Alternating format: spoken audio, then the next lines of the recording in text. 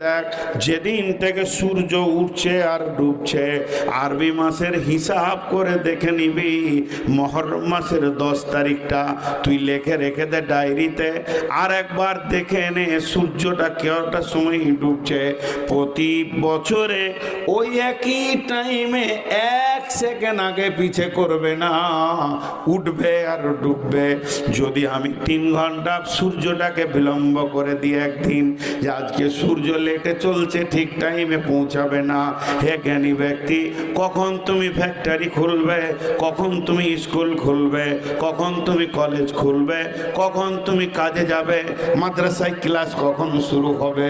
অতএব আমি রব যেদিন থেকে পৃথিবীকে বানিয়েছি, আমার চলাফেরা রাত্রি এবং দিন গোটাটাই অ্যাকুরেট টাইমে রেখেছি।